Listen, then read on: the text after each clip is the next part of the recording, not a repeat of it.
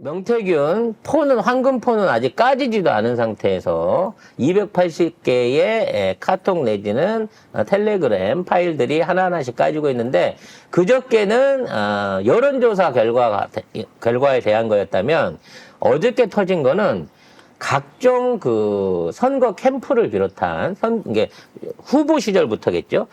선거 캠프를 비롯한 각종 정책들이나 언론 대응, 기타 여러 가지 사안 안에서 인선이라든지 여러 가지 사안 안에서 명태균이 사실상의 책사, 킹메이커 역할을 해온 증거들이 이 카톡을 통해서 밝혀졌습니다. 이거는 뭐 부정할 수가 없는 증거겠죠.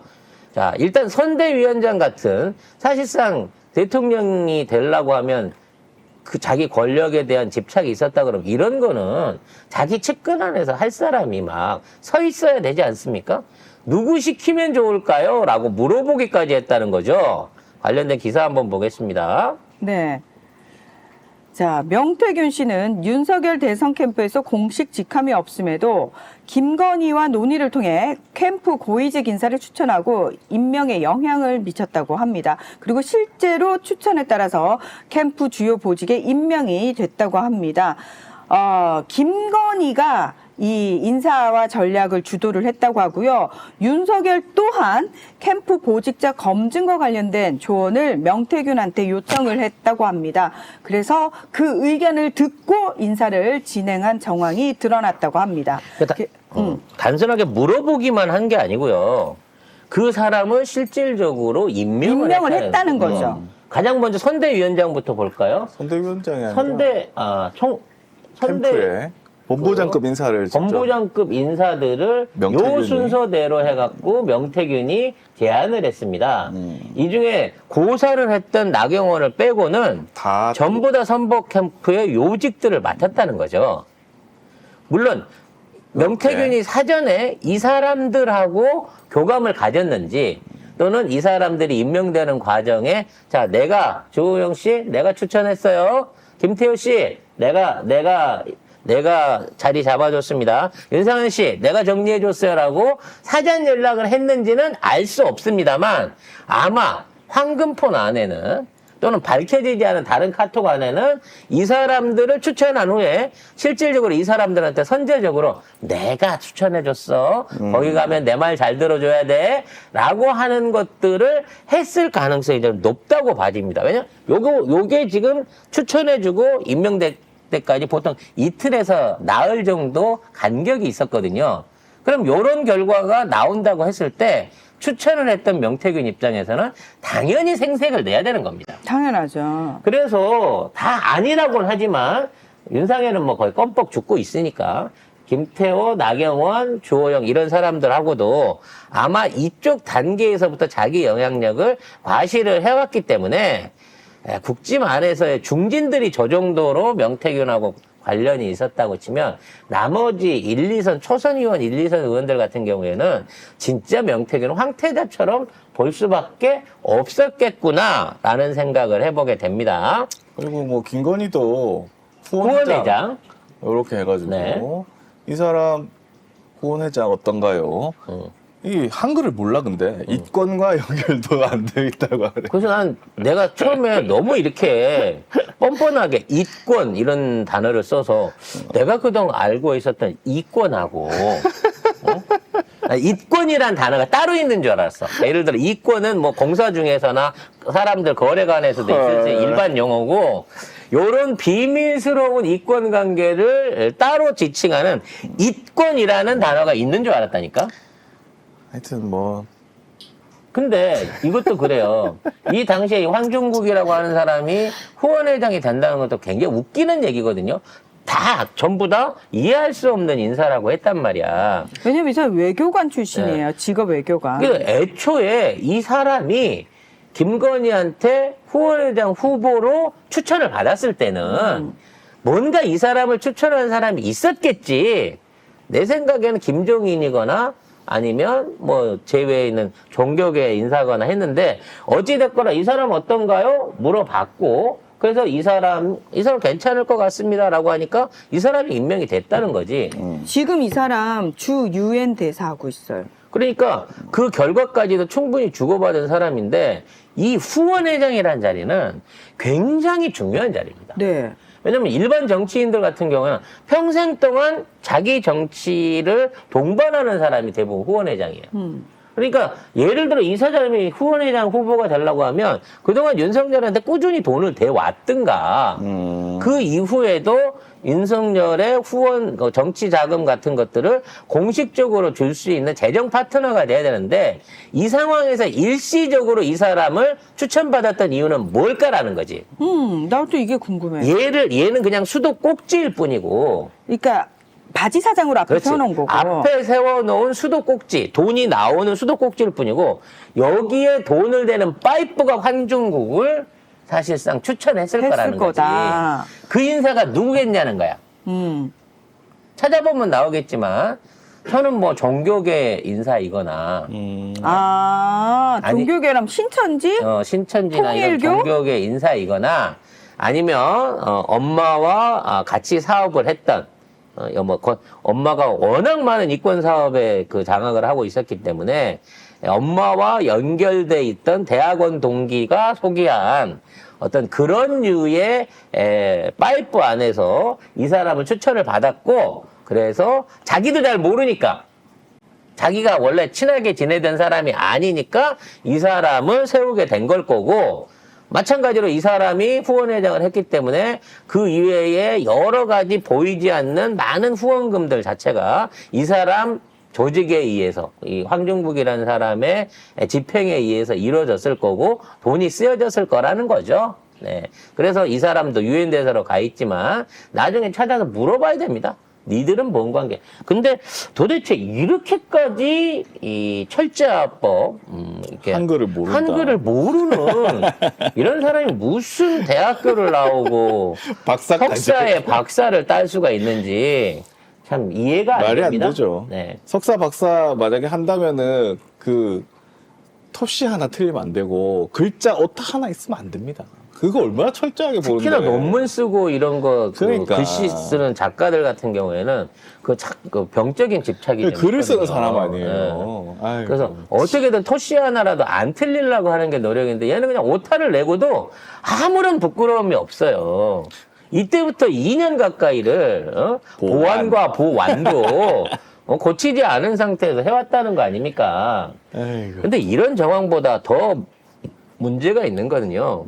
이런 인사들 이외에 캠프에 있는 다른 인사들, 특히 조금 잘 안 알려진 무슨 뭐 경북 지역 무슨 캠프의 위원장이라든지 무슨 그 반려동물 위원회 위원장 뭐 이런 자리들을 차지하는 캠프 내 인사들이 있는데 이런 인사들 같은 경우에는 억대의 돈을 명태균한테 주고 그러니까 미래경제연구소한테 미래한국연구소한테 억대의 돈을 집행을 하고 임명장을 받았다는 거예요.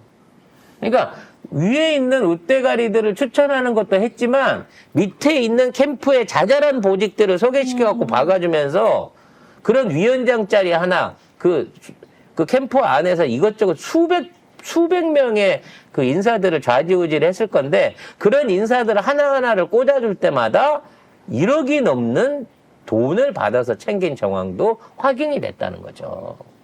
뭐 임태희 실장도 윤석열이 명태균한테 물어봤나 봐요. 그래가지고 뭐 임태희한테 되게 좋은 말 많이 해놨네. 그래서 임태희 실장의 이력서를 자기가 받았다는 겁니다. 그래서 검토를 해갖고 이분 괜찮은 것 같습니다 얘기를 했다는 거죠. 나중에 지금 경기도 교육감도 되지 않았습니까? 네, 공천 받은 거잖아 네. 결국에. 그런 식으로. 그럼 왜 임태희가 저쪽 공천을 받는지 그때부터 의아하기도 했는데 이런 야료가 있었다는 거죠. 그리고 근데 김태희는 전혀 모른다고 하긴 누가 지금 명태균을 안다고 하겠습니까? 나중에 카톡이나 까져봐야 나오겠지. 근데 아마도 다 나올 겁니다. 여기에 언급되는 인물들은. 다 나오겠죠. 네. 근데 관련 안 된 놈이 없을 것 같아. 그러니까 진짜. 이 정부 안에서 웬만한 공천, 지자체 공천이 됐든 국회의원 공천이 됐든 이 정권 안에서 김건희의 영향력 안에 있었던 사람들은 4선, 5선 의원들도 저렇게 다 영향력을 받는데 그러니까. 결과적으로는 다 김건희와 명태균 선악위에서 놀아났다는 거예요. 이런 보직들뿐만 아니라 언론 정책이라든지 선거 관련된 캐치프레이드 같은 주요한 정책에서도 윤석열이 직접적으로 명태균한테 조언을 구한 정황들이 확인이 됐습니다. 이건 뭐냐면 연합뉴스에서 인터뷰를 하기 나흘 전에 보낸 거예요, 명태균한테. 그래서 내가 이런 인터뷰를 해야 되는데 이와 관련돼서 1, 2, 3, 4번의 답변을 어떻게 해야 될지 야. 내일 오전까지 해주세요. 이게 대통령이에요? 아니 캠프에 있는 사람 없어? 거기 사람 많잖아. 아니 뉴스 인터뷰가 1, 2, 3, 4번이면 주요 정책 관련된 거라든지 뭐 정치 철학이라든지 진짜 중요한 거 물어보지 않아요? 뉴스 인터뷰인데? 명태균한테 이런 걸 물어볼 아니 정도. 뒤에 있는 7, 8, 9, 10번 같이 예를 들어 무슨 뭐 세부적인 정책에 대한 조언이야 이런 게 아니야. 그냥 대통령이 되려고 하는 차원에서의 그냥 정치적 총론을 물어보는 게 1, 2, 3, 4번일 텐데 여기에 대한 방향을 제시를 해달라고. 그럼 얘는 뭐 때문에 대통령이 달라고 결심을 한 거냐고. 결국 이런 감옥 것도 안 없는 가려고, 놈이 감옥 안 가려고 하는 거지 결국에. 마누라 안 보내려고 한 거죠. 마누라 안 보내려고. 둘 다 같이 감옥 가야 되니까. 그래서 뭐 나는 모르네 무슨 뭐 캠프 때 이후에는 안 만났네 무슨 뭐 다 새빨간 거짓말인 거고 사실상 명태균이 윤석열의 정치적 멘토였고 그리고 모든 정책이라든지 얘가 떠들었던 이 인터뷰 내용들의 모든 게 중심이라는 거예요. 명태균을 뽑아놨네? 명태균이 시인이더라고. 명태균이 시인요? 그런 조언을 해줬더라고. 모든 정치인은 반사체다. 진정한 발광체는 국민뿐이다. 이런 얘기를 윤석열한테 조언을 해줘갖고 윤석열이가 직접 TV에 나와갖고 얘기를 합니다. 주변 사람들 모아놓고 그렇게 얘기를 했대. 왜 언론 기사로 나와요?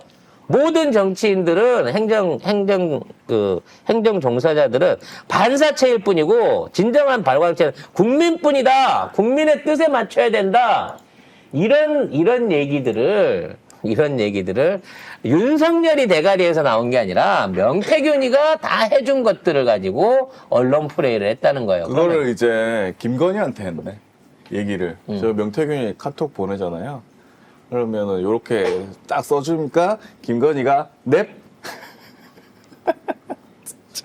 아니 그러면 진짜. 윤석열이 옛날에 서울지검장 할 때 청문회 때 나는 조직에 충성하지 않는다. 국민의 이것도 누가 써줬을까 이거는 건희가 직접 써줬을 리는 없고 이것도 아마 원작자가 따로 있을 것 같아 지금 어디서. 그거 나야라고 나설 놈이 있을 것 같아. 이런 철학 없는 것들입니다. 철학. 그 이외에 엄청나게 많은 정치인들이 연루된 카톡 정황들과 통화 목록들이 지속적으로 유행하고 있었을 거라는 거예요. 참, 그 윤석열과 한동훈을 그 위기에 몰아넣었던 채널A 고발사주 사건 있지 않습니까? 그와 관련한 것도 이거를 박지원이 만나가지고 박지원 게이트로 해갖고 몰고 가라라고 하는 것도 명태균이 아이디어를 줬다고 합니다. 김건희가 말했다고 하지 않았어요? 어쨌든. 어찌 됐거나 그 아이디어는 명태균한테서 나온 거였다는 거죠.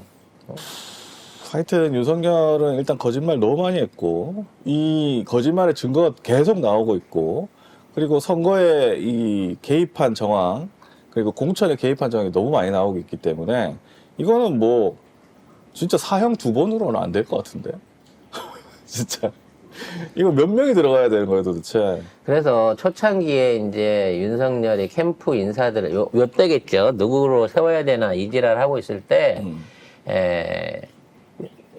그 윤석열한테 대해서 그 캠프를 어떻게 정리해야 될까 거기에 대한 극복 방향 이런 것들도 전부 다 그 명태균이 제시를 해갖고 위기 때마다 어려울 때마다 이와 관련한 메시지들을 주고받았다는 거예요. 근데 그동안 한 번도 안 받았다, 모르는 사람이다 라고 했던 거잖아요. 맨날 그래. 그래서 논문 표절 의혹에 대한 부분, 그리고 뭐 김건희 X파일 관한 부분에 대한 언론 대응 방법, 그 다음에 인터뷰에다 도리도리 하는 거에 대한 해결 방안, 언론 공격이라든지 이런 부분에 대처하는 화법, 이런 것들도 전부 다 명태균이 시킨 대로 했다는 겁니다. 그래서 중앙일보에도 단독으로 해가지고 제목이 고소할까요? 해야죠. 김건희 위기 때마다 명태균 콜 하니까 뭔가 김건희와 콜을 연결시킬 것 같은 그런 느낌적인 느낌이. 그래서 아마 콜이라고 하지 말고 앞으로 충성이라고 해갖고 구호를 바꿨을 수도 있죠. 아이고. 그래서 이 메시지들은요, 명태균이 자기 스스로 선별해갖고 모아놓은 메시지들 중에 김건희 것만 있는 게 280건입니다. 황금폰 안에는 명태균이 접촉했던 수없이 많은 크고 작은 정치계 인사들에 대한 자료들이 있고, 그거를 검찰이 자료 정리를 시작한 지가 한 달이 훨씬 넘었어요. 아직도 검찰은 이에 대한 본격적인 소환이나 그 안에 있는 내용들을 공개하지 않고 있습니다. 일단 김건희 윤석열을 수사를 안 했잖아. 그거는 이제 당연한 거고. 이렇게 많은 증거를 가지고 있으면서 아무것도 안 할 수가 있는. 그럼 검찰은 어느 시점에 이걸 시작하려고 할까요? 제 생각에는 아니 지금 이미 꺼내놓기 시작했잖아요. 꺼내놓기 시작했지만 본격적인 소환이라든지 그에 대한 조사를 어느 시점에 본격화하겠느냐는 거예요. 제가 보기엔 새 정권이 들어서고 선거가 시작될 무렵, 그러니까 봄철 선거가 시작될 무렵에 그때 가가지고 아마도 이거를 정치적인 딜로 사용할 가능성이 높습니다. 새 정권한테 이걸 흔드는 거죠. 안 돼. 특검에서 다 할 거야. 그러니까. 검찰 손 떼. 그래서 그거를 갖다가 예전 같으면 받아주죠. 아, 이거 가지면 국진당이나 그동안의 여권 인사들, 대구 경북 쪽에 있던 중진들, 이 새끼들 전부 다 아닥시킬 수 있겠구나 라고 정치적으로 이게 이런 겁니다 라고 흔들 가능성이 있어요. 근데 민주당은 이제 그럴 필요가 없다는 거죠. 당연히 그거 없이도 선거에 이길 거고 민주당 정권을 만들겠지만 그 이후에라도 여기에 조사되어 있는 자료들만 가지고 특검을 해가지고 낱낱이 그에 대한 것들을 공정하게 공개적으로 뽀개는 게 낫다는 거야. 더 이상 검찰이 흔드는 캐비넷 문건 가지고 그걸로 갖고 밀실 정치 하려던 시대가 지났다는 거지. 그래서 창원지검은 판단 잘해야 돼요. 터트리려면 지금 내란에 파묻히지 않게끔 똑같은 강도로 같이 폭로를 이어나가면서 내란도 내란이지만 이런 죄도 저질렀고요. 우리는 열심히 수사해갖고 이거를 정의롭게 밝힐 겁니다. 라고 하면서 뭔가 정치 개혁에 대한 힘을 실어주는 불쏘시개로 이걸 써야지. 내가 이거 조사 다 해놨어요. 내가 이거 드리면 다음 정권 편하게 정치할 수 있는 겁니다. 대신 우린 살려줘야죠. 요런 식으로 딜할 목적으로 요걸 갖고 계속 숨으면 결과적으로는 조사는 해냈지만 임자는 딴 사람이 된다는 거예요. 그리고 그때 가서 정권 바뀌어와 봐봐. 지금 명태균이가 지금처럼 입 다물고 가만히 있을 것 같아요? 지가 나서서 청문회 열어달라고 그러고 국정조사 증인 채택해달라고 나와갖고 있는 얘기 없는 얘기 다 하면서 윤석열, 김건희 막 까내릴 거예요. 그래서 검찰도 잘 써라. 우리가 늘 얘기하는 거잖아. 폭로를 하든 뭐 어디 가서 고발을 하든 특종을 치려면 시기를 잘 보라고. 누가 먼저 터트리냐에 따라서 빨리빨리 해. 그 수혜를 받을 사람이 완전히 달라져요.